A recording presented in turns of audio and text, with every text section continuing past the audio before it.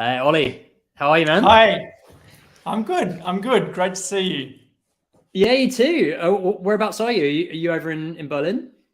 I'm in Berlin, Germany. So I've been here since 2014, and Nice we've one. got a headquarters in Berlin for Skateistan, and yeah, that's home. All good. And yeah, how's everything been at the moment? It's a really hectic time right now. There's there's a lot going on for me. I'm becoming a dad, so that's Nice. that's a really big one. Yeah. And Skateistan has gone through a lot of changes, especially with the Taliban takeover in Afghanistan, and then needing to adapt over the last year and trying new things in terms of partnerships. So there's a lot of things in the air at the moment. But I mean, I think I also thrive in that environment as well. Do you reckon you almost seek it in a weird way? Sort of like. I hope I don't. There's I do really embrace change, and I do like to try to see what's possible in every situation, and try to try to get to what's the best that could actually be done out of any situation. And I guess I'm quite an idealist as well, and that can make things more complicated, I guess. Yeah.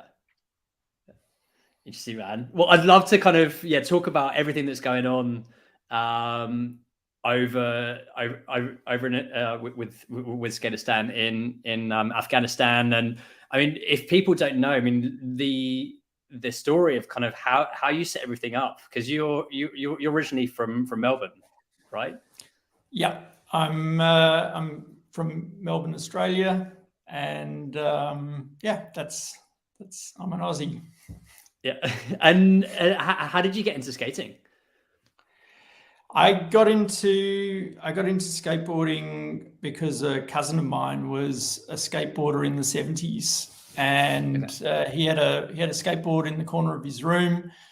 He was a couple of years, quite a few years older than me, so I think about 10 years older than me. So I was 5 years old, and I saw the skateboard in the corner of his room. This was 1979 or 1980, and I asked him if I could ride it, and that was I took it out onto the driveway outside, and I remember just like falling down so hard. And I think that was that point where I just like really fell in love with the skateboard immediately. It was like this thing that was, it looked easy, but it was actually really, really hard to do. And I guess I picked myself up, and I really got into just like rolling around. And then he saw that I liked it so much that he actually gave me the skateboard that afternoon. And shortly after, we actually moved as a family in September 1980 to Papua New Guinea. So I actually brought the skateboard with me to Papua New Guinea, and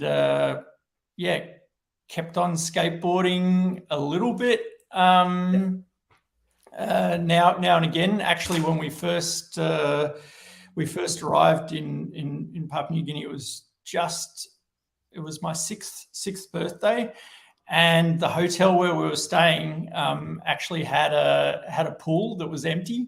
And I'd seen photos somewhere. So I'm 6 years old. I've got this skateboard. I know that skateboards can like go in pools. And I try to actually ride in the pool, and I just basically slammed into the wall on the end, and I couldn't get up the transition at all. Like, I don't know if it had any transition at all, but it's like I just couldn't do it like I'd seen in these photos.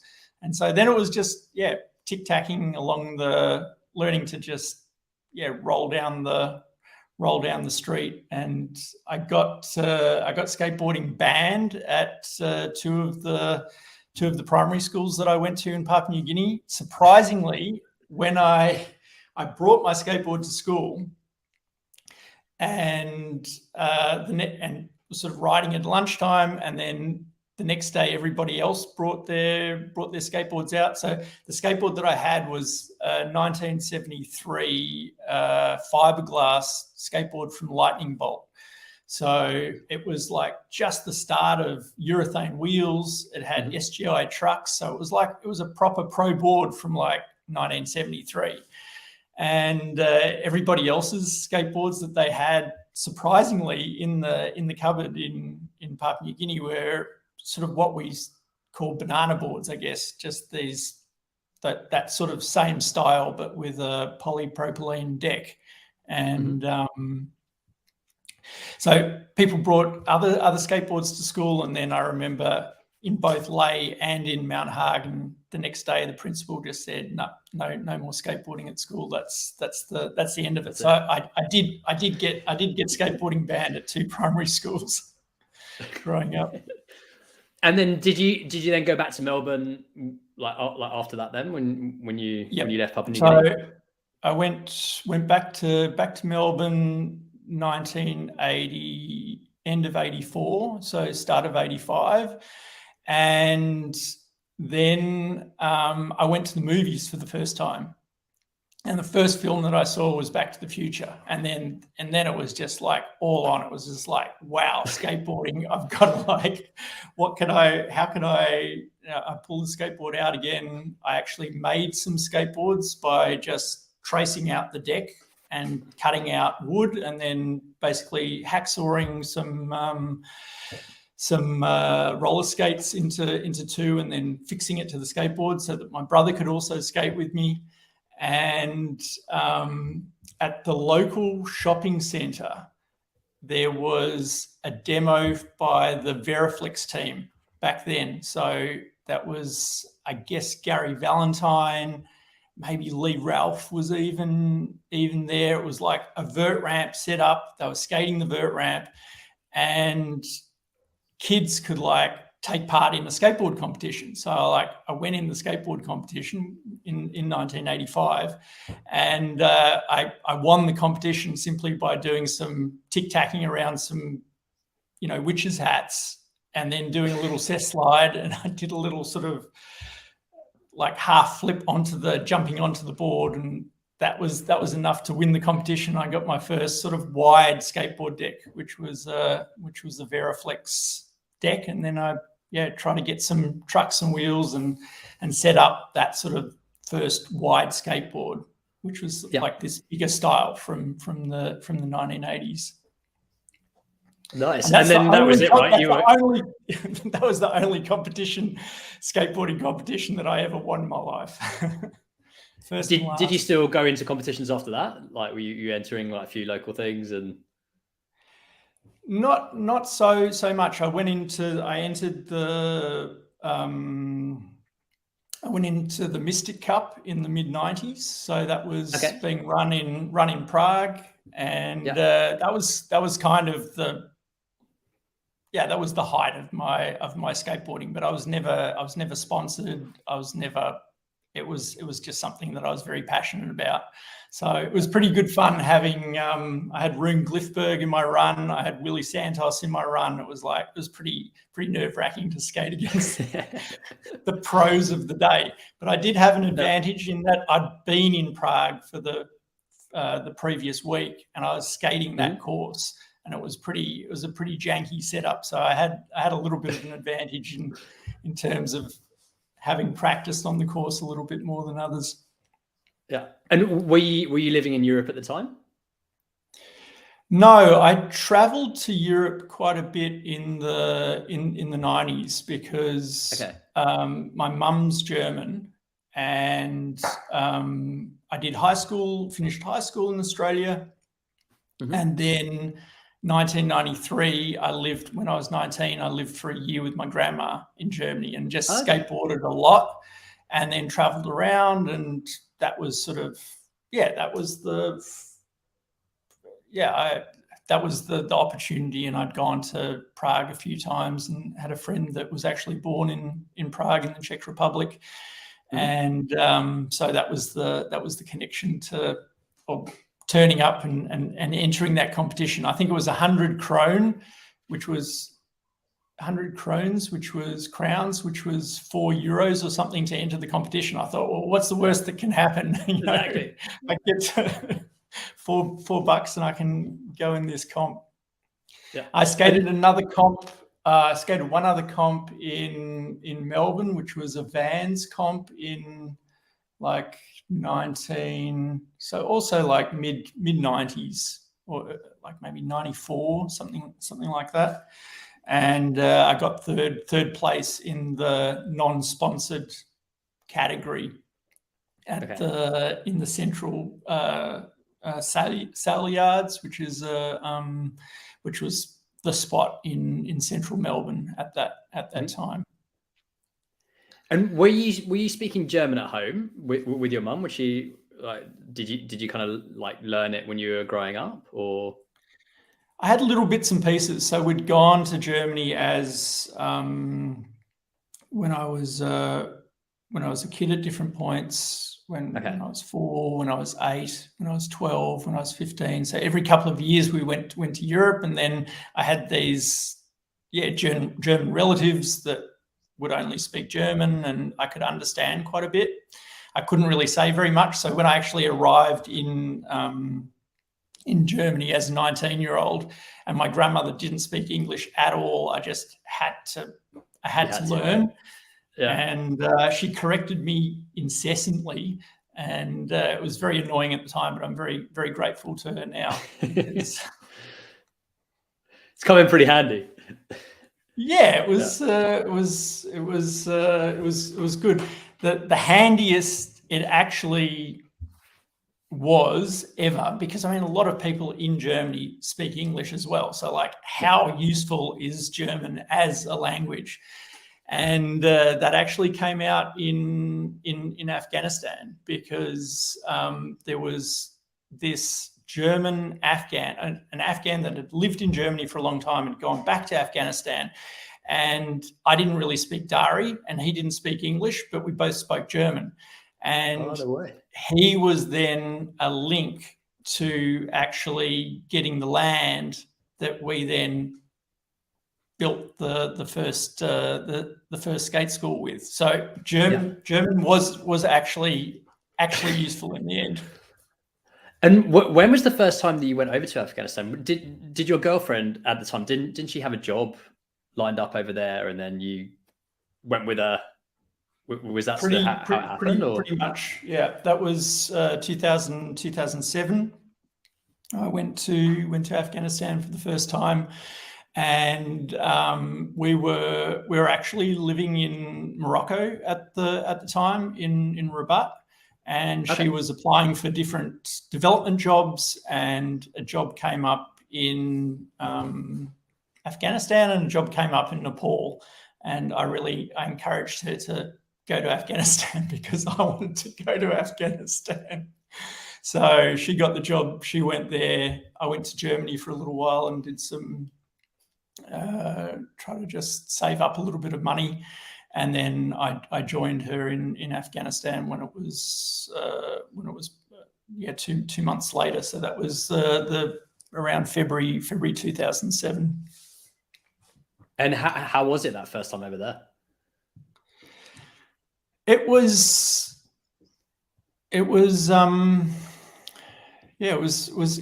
I mean, I was pretty scared going to Afghanistan for the first time. I did loads and loads of reading, just try to find out as much as possible, because it's like, all right, I'm going over there and I've got to be as ready as I possibly can be.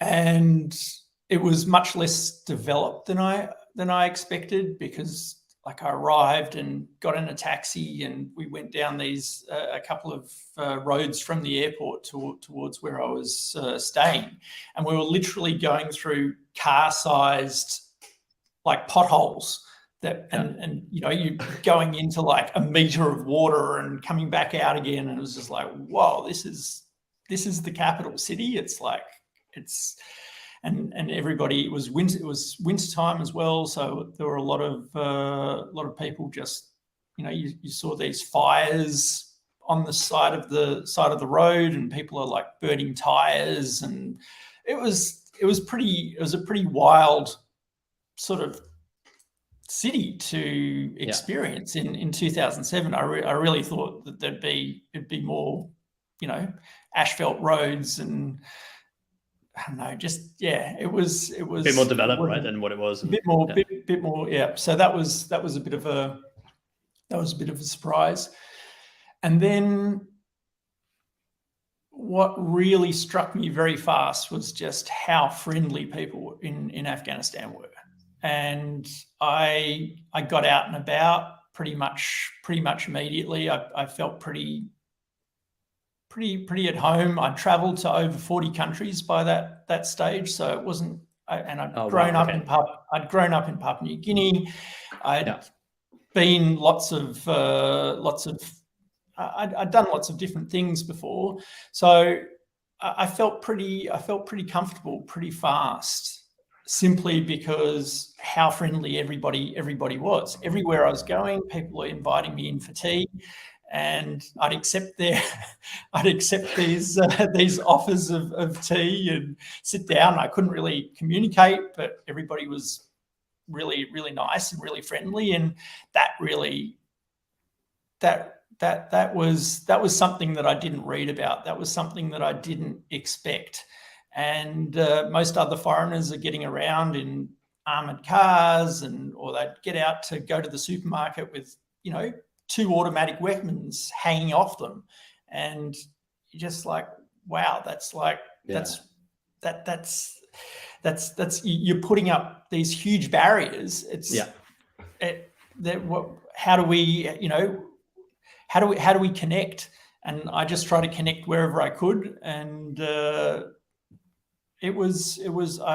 found a pretty safe place overall to just get around and explore. And I traveled by taxi. I traveled at one, after a bit, I got a little Chinese motorbike and could get around on that. And yeah, it was just such a fascinating place to be. I did a trip to Islamabad, to Pakistan, pretty early on. So just like getting share taxis through the Khyber Pass, and I, you know, heard of the Khyber Pass since I was a kid, probably because of the rhyming slang. But it's it was just like this thing that was like so large in my imagination. Then it was like, wow, you know. And I got to Islamabad with $25. That was like what it cost to catch a couple of shared taxis, one to the border of Afghanistan, and then one through the tribal zone, and then sort of one to pretty near Peshawar, and then like into Peshawar. And that was all in 2007. So it was still possible to do that. And I think it's been almost, I mean, so I was really having the time of my life. It was so exciting, and so many, it was an environment that I was in my element. And were you traveling with your skateboard? Did you bring that out with you? Did you just kind of like have one deck, and you were kind of then trying to find like places to skate, right? And I knew that I was going to bring a skateboard to Afghanistan, and then in the last minute, I was staying with some friends in Germany that were skateboarders as well, and they gave me a couple of. I managed to put together like 3 skateboards to bring along with me, and I mean, my idea was not to teach anybody to skateboard. It was more like maybe there's some other skateboarders that are in Afghanistan that that probably forgot to bring their skateboard along, and then at least we'll be able to skate together. So that was the idea of bringing more skateboards along. It definitely wasn't to set up a school and It wasn't. There were no plans, no grander plans, rather than the very selfish thought of like, maybe I can build a little mini ramp and skate with some friends. And what happened then? Like, so did like some of the locals see you when you were skating, and like they wanted to give it a try? Was that sort of how did it all begin? Well, there were some Afghan young men that were doing this, studying film and photography at INA, which was the little non-profit that was set up to sort of do media studies. Mm-hmm. And these kids were like fascinated by the skateboard. So we went out and would skateboard at the local school, and then other kids would see the skateboard, and then would sort of like say, "Hey, you want to try this out? You want to get on the skateboard?" And then jump on the skateboard and try it out. And what was really interesting to me was the fact that girls would also get on the skateboard, and I didn't see girls doing other sports. I was like, wow, like we can actually get girls on skateboards. That's crazy. Like that it works. And it was because they were, I guess, street working kids that were really just rough and ready and ready to do anything, and didn't really care about what other people thought or what they were supposed to do or not. And that sort of sparked some ideas around like, well, I don't see women driving cars anywhere in the city. It's like there's no women drivers. There's no women riding bicycles. There's no girls riding bicycles. There's no girls flying kites. There's no girls playing cricket. Like all of these activities, whether it was driving a car or riding a horse or whatever, these were all just things for men, or the things that boys or men could do, but girls and women were not really supposed to. And then skateboarding being brand new, I realized that actually, maybe this is a little bit of a loophole. There's been no sort of societal rules. There's nobody saying, hey, to their daughters, hey, you can't, you're not supposed to skateboard. So I saw it as an interesting opportunity. And when then some more these sort of sessions became more formalized, which was actually a whole year later. So that was then first in 2000 and 2008. So I'd first gone there in 2007. In September 2007, I left Afghanistan. I went to India and I did a big motorcycle trip, and I actually had a pretty bad motorcycle accident there when a cow walked onto the road, and I had to swerve and not hit the cow, and I completely smashed my shoulder. I went back to Australia for surgery, and then I was sort of like working out, okay, how can I now get back to Afghanistan again? And I actually, once my whole shoulder was better, I actually worked on a building site and just worked as a labourer to like get a little bit of money together. And then my mum lent me, I think, $2,000. And then I went back to Afghanistan 2008 by myself with more skateboards and with this sort of plan to start to do sessions. And we found a really cool place to skate that reminded me a lot of a place that I used to skateboard in Melbourne, which was the Hat Factory. And so the Hat Factory in Eltham in Melbourne was this fish pond that was empty, and it was just amazing. I think it was built in the, I don't know if it was built in the 30s or 40s, but we had Christian Hosoi and Cab and all sorts of people. Lance Mountain had been there and skated it, and that was like my spot as a teenager to go and skate. And so we found this empty fountain in Kabul that reminded me so much of the Hat Factory, because it had like a sort of these banks and then a little curb on the top of the bank. And that was also what this fish pond had. And that was also what this little fountain in Kabul had. And I was like, oh, I can bring all my Hat Factory tricks back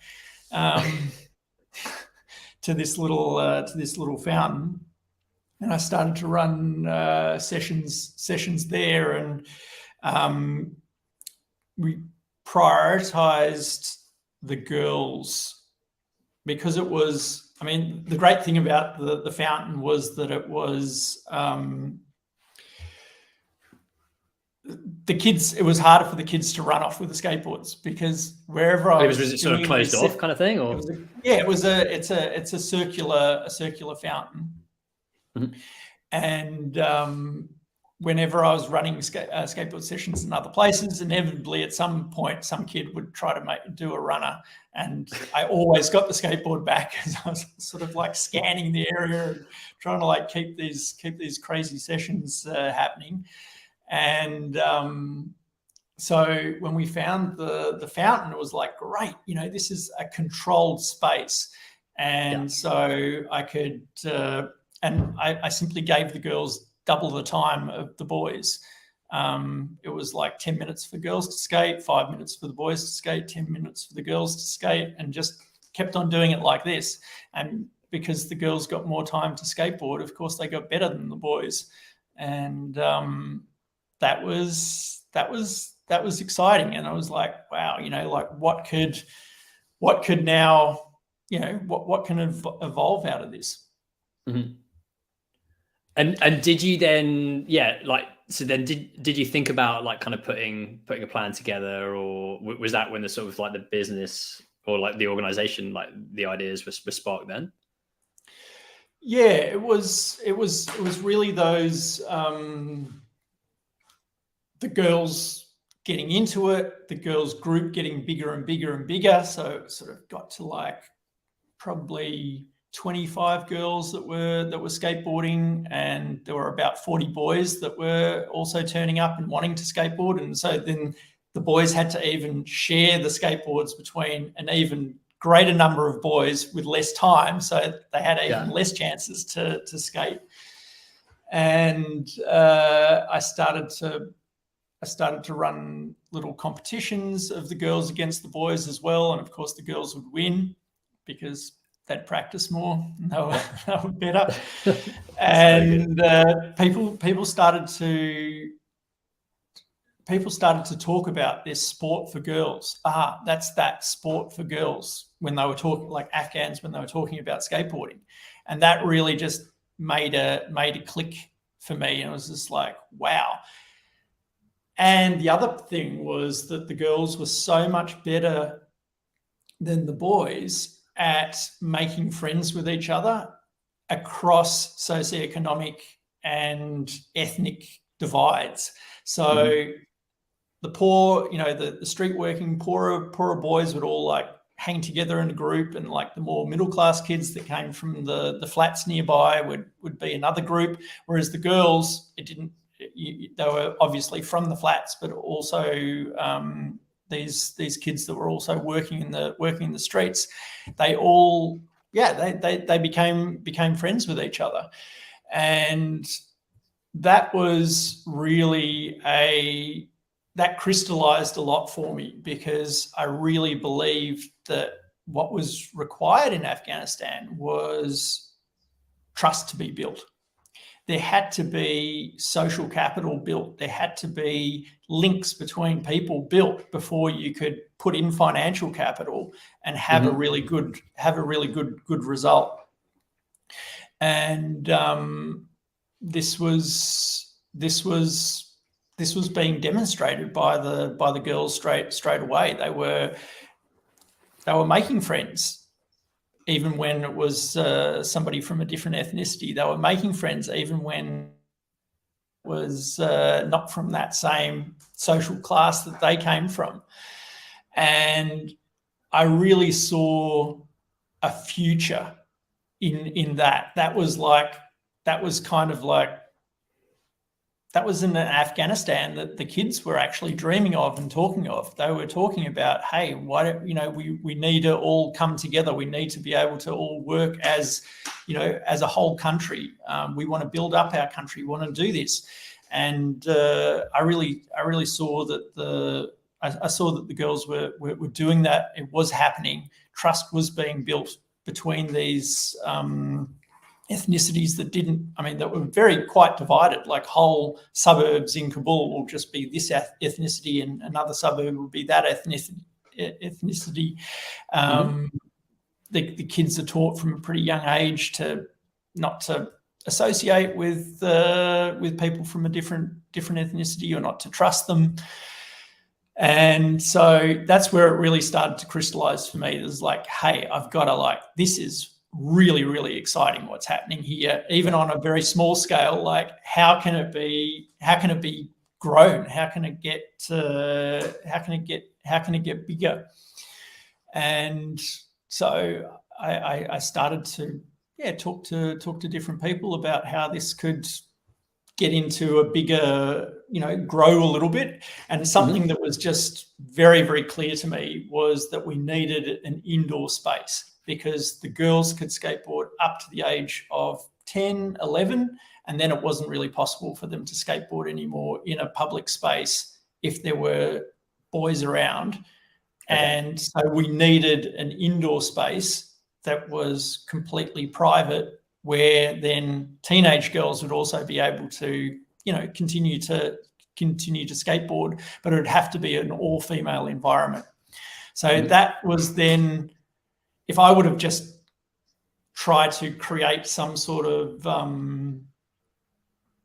plan or idea before going to Afghanistan about growing a skateboard program, I would have built an outdoor skate park in Kabul. That would have been my idea for this is how you'd build up skateboarding.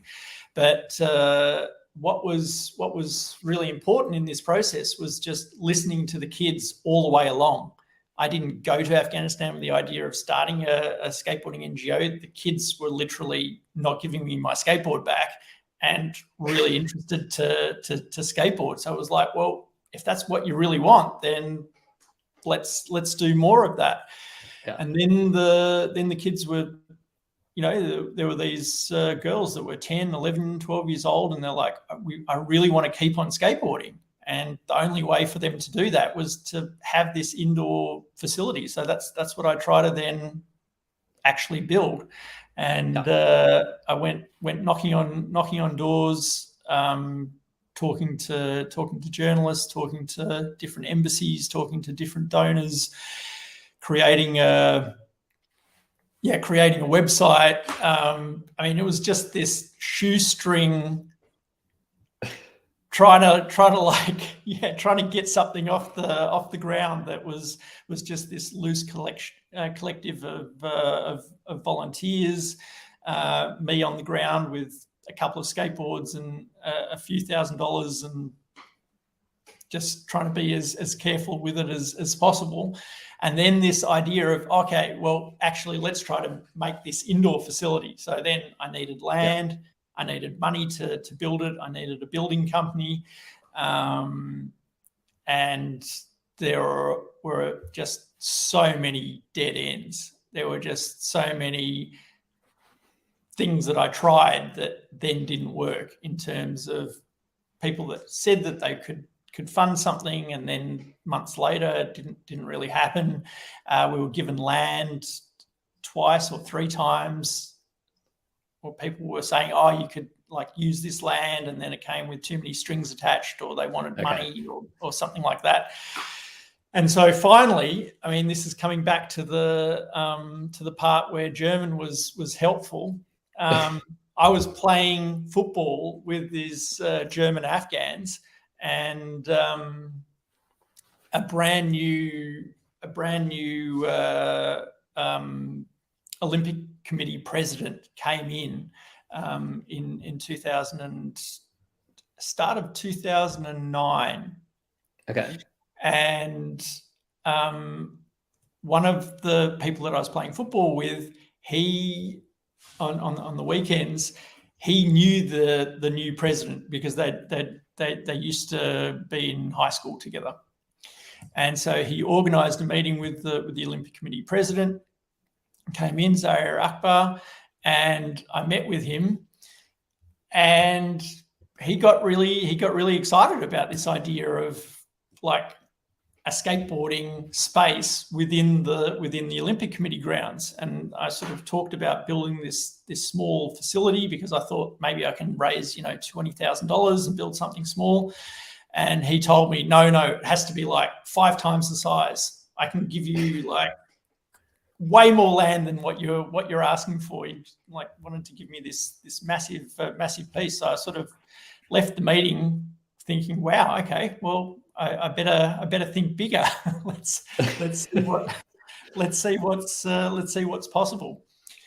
And what had happened was it was really just like this big misunderstanding. His son, the Olympic Committee president's son, was a rollerblader, and he thought that I was talking about rollerblading when I talked about skating. So he thought like, we'll build this thing. My son will be able to like go up and down the ramps, and that'll be really cool. And I only sort of worked that out later when he turned up at the skate park that we built with his rollerblades in hand. But in any case, we got the land. I just kept on trying to then use that as leverage to say, hey, we've got land. This is what the plans are. We want to build this facility. This is what it's going to be. And there was already the connection as well to being able to do both sport for girls as well as education for girls, because the kids that were skateboarding at the fountain, they also, all of the kids that didn't go to school talked about really wanting to go to school. And so that was the connection there.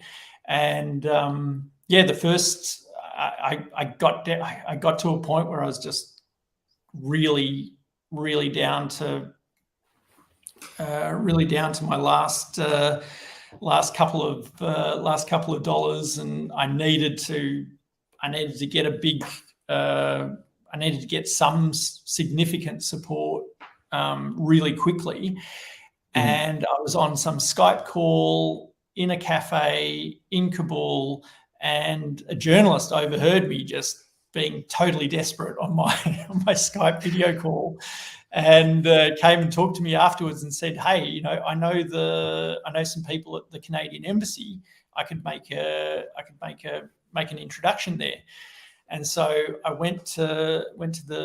managed to get that meeting at the Canadian Embassy, and the Canadians said, yep, we'll give you, we can give you $10,000. We can give you $10,000 towards this plan, this idea. Yeah. So I put in a proposal for $15,000. They agreed to it, and then as soon as the Canadians were on board, then I had a couple of other leads, and the next thing I managed to snaffle a meeting with the ambassador of Norway, Kåre Ors, and he really liked the idea, and so he was like, okay, I'll double what the Canadians have done. So he put in $30K, and then I organised a dinner. I don't know, what was it, a lunch? The Norwegian ambassador said, I can try to help you get some more people on board as well. So we invited the Danish ambassador and the German ambassador at the time, and some other people as well.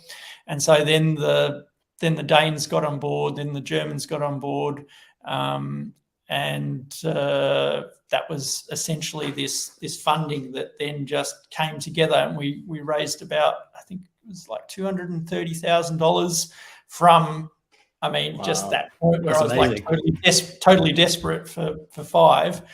How do we do this? And I managed to find a building company, ACCL International, that was in Kabul, and they were prepared to build the building at 100,000 under cost price. So we actually got around $1 million worth of infrastructure for 200,000. All of the donors were completely blown away, and we opened that facility on the Olympic Committee grounds together with a very proud Olympic Committee president in October 2009. So it was just so crazy how that all came together. And it's actually also in a documentary that was made in 2010. So it's called 4 Wheels and a Board in Kabul, and it's an hour and a half documentary that sort of goes over that whole time and me running around trying to like get the different support and pull it all together. So that was really the proudest moment of.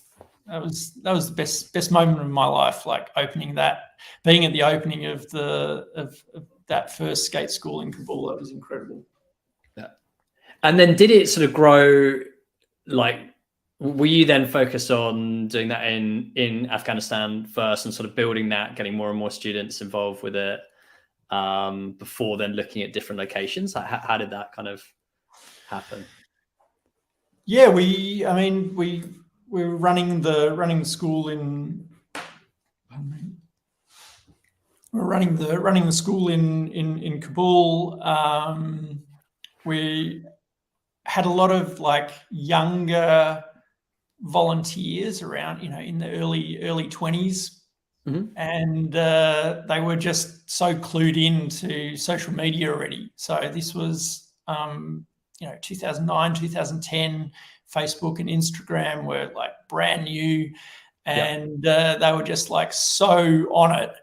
Right, we have to be on Twitter, we have to be here, we have to be there. So a lot of what we were doing was just being spread all around the world.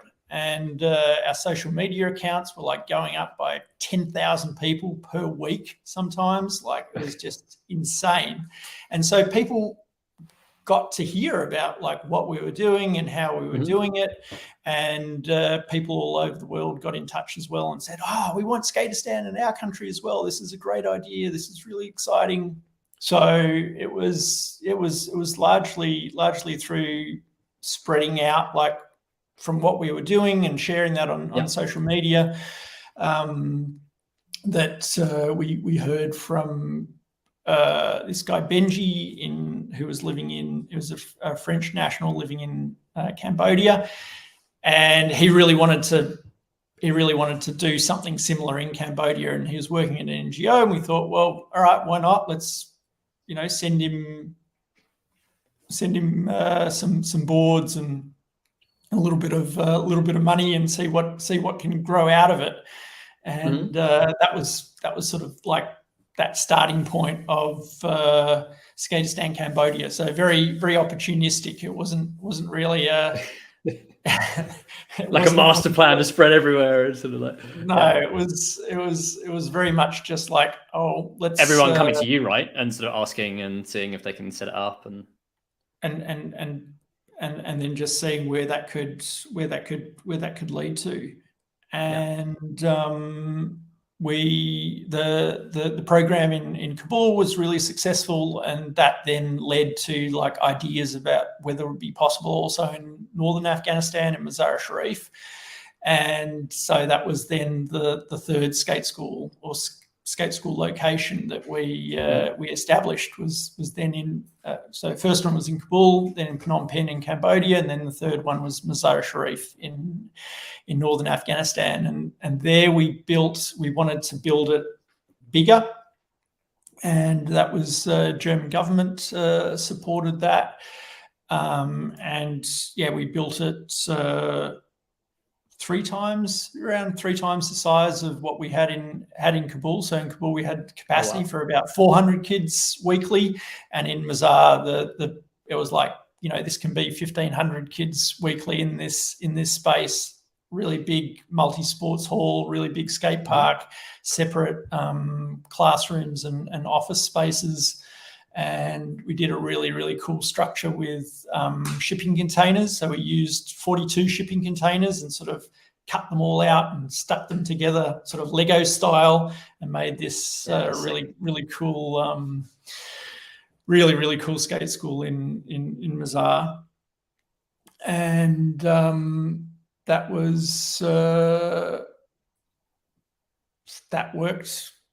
worked a dream. I mean, it was hard at the start. The mistakes that we made in Mazar were to just come in and build the school and then try to reach out to the community.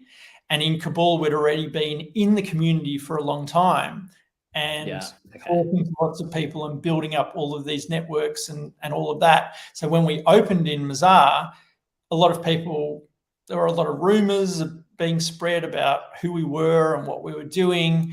And there was a big rush of people that wanted to be part of it. And then all of a sudden a huge fallout. So it took, that was really a mistake that we made, not to also do that community outreach while we were doing the build, to make sure that you've got the two pieces, and sort of comes back to that idea of social capital as well. Like, if you don't have trust in that space and trust in that community, then it's very hard to build something out of it. You've got to have that first, and those community connections were really, really important.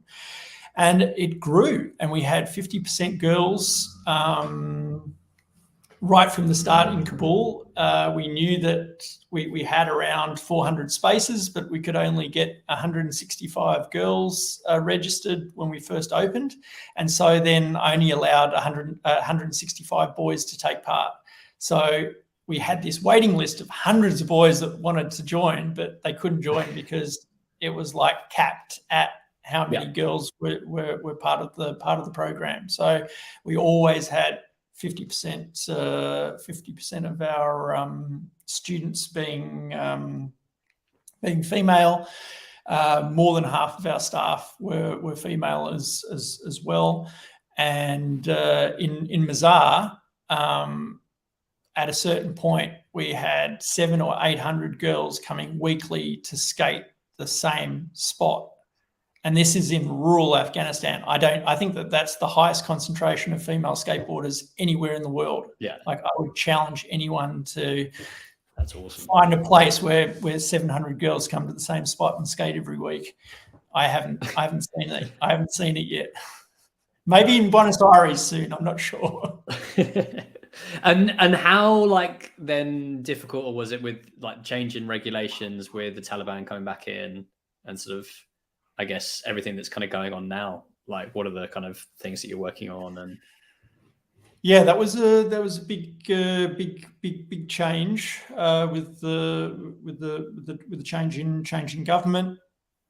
Many of our staff also wanted to leave the country, so we assisted as many of the female staff that we had to leave if that's what they wanted to do, and we also helped their family members leave. We then just needed to build up our staff again. So we rehired. We then just attempted to see what programs could be actually possible to run, and try to develop links with the new authorities. What is possible?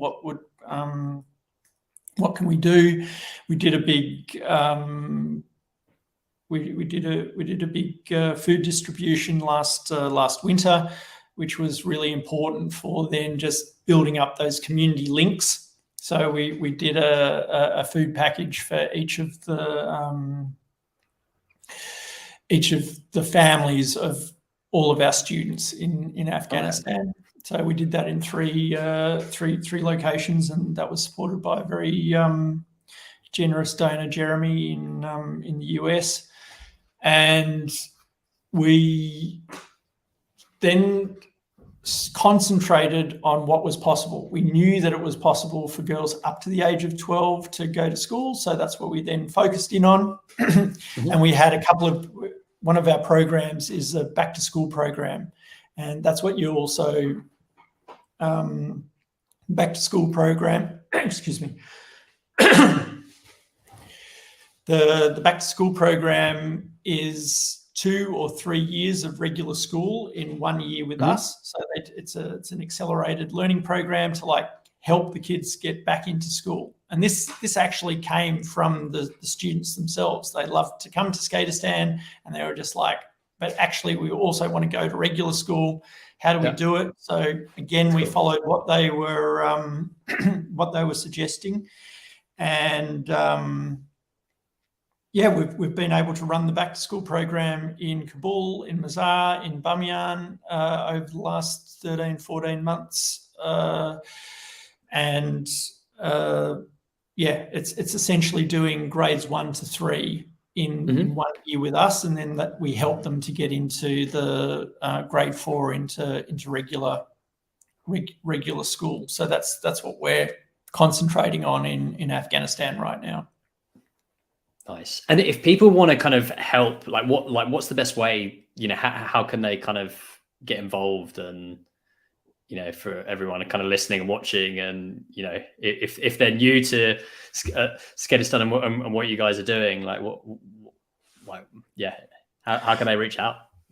Yeah, we've got a website, which is skateistan.org, skateistan.org. And on that, at the moment, we've got a campaign, Skate Beyond Borders, and we're trying to raise money through the campaign for all of our programs globally right now. So that would be fantastic to have people part of that. You can follow us on Twitter, on LinkedIn, on Instagram, on Facebook, simply at Skateistan. And tell your friends.